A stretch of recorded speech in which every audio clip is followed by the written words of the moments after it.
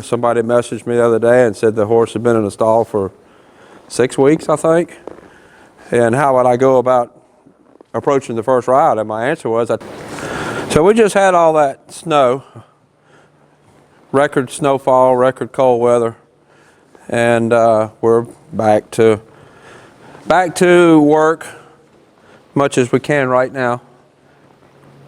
The roads still have some ice on them, but they're getting to where they're passable. And we're getting back going. Everything's wet, as you see.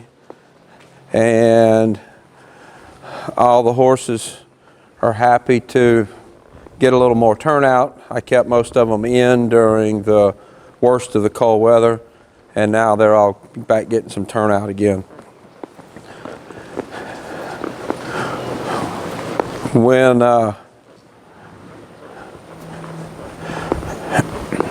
It was kind of funny watching them because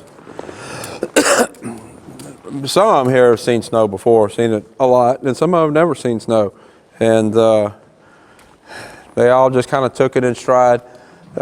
Serena didn't like the sound of it hitting the roof, and a couple of them kind of acted a little bit funny. Gigi here didn't seem like she really cared, but I doubt that she's ever seen snow before or hadn't seen much.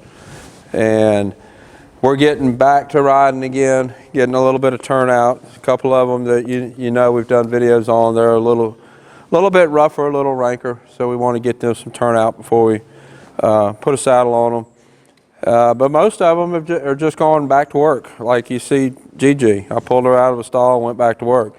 A lot of that has to do with their mind being in a good place to begin with. A lot of the horses that I get in here, they're worked, but they're not really worked to that. They don't get that 100% day like I talk about. And we give everybody 2 50% days, 2 70% days, and 100% day a week. That's typically how it goes. And when we get the horse out of a stall, they don't really know which day it's going to be. Is it going to be kind of an easy day, or is it going to be a harder day? And by 50, 70, and 100%, that means I'm asking that much effort, that much of what the horse can give me on that particular day. And it's good for their minds to know that they could come out and get tired.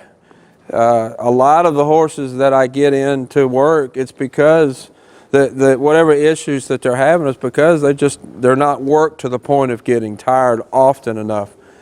It's good for their minds, it's good for their bodies, and often those 50, 70, 90% days, 100% days, they are, even though I'm working them physically, they're really good on their mind mentally, and they need that stimulation. And a lot of people have such a negative view of horses staying in a stall all the time, which I'm not for that either. Somebody messaged me the other day and said the horse had been in a stall for 6 weeks, I think. And how would I go about approaching the first ride? And my answer was I'd turn him out for about a week before I even tried to ride him. But horses in training, they need some time out. They need to move. They need to stretch their bodies. But they also need time in a stall. They need that time to recover. They need that time to rest their mind, rest their body. And everything has a balance. You do need horses out. They do need to be turned out. They need to be able to move and stretch. But horses in training need stall time. And I get a lot of people asking about turning horses out. And what they are basically kept in 12 hours and out 12 hours. They are basically kept in 12 hours and out 12 hours, but they need that in time. It's very important for them to get their minds in a good place, give their body a chance to recover so that they can continue. The stalls end up being kind of a sanctuary place for them. And the horses that are ridden regular look forward to going into the stalls. And so many people have a negative view of stalls I think because they haven't been around horses that had that work to balance out. Now, if you're just putting a horse in a stall and it's not being worked, you're not doing anything with it, that horse needs to be out. Everything has to have balance.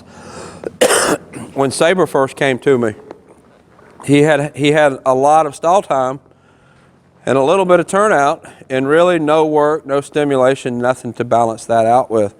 And he needed more turnout. But everything has to happen in balance. Just because a person's perception is one thing in their situation, there are lots of other situations. And if you have any questions about how much a horse should be turned out or should be kept in, put it in the comments and we'll talk about it. Horses need both. So this is Gigi. I'll put a link down here to her playlist on YouTube. Until next time, thank you for watching. This is the time of the year to send your performance horse to me for training, whether that's versatility ranch horse, reining, working cow horse, or ranch riding. Or if you have a horse that's going to go into a different discipline, but you want that type of handle put on them, this is the time of year to get those sent to me. So if you're interested in that, send me a message or an email at rideslide@hotmail.com, and I'll be happy to talk to you about it.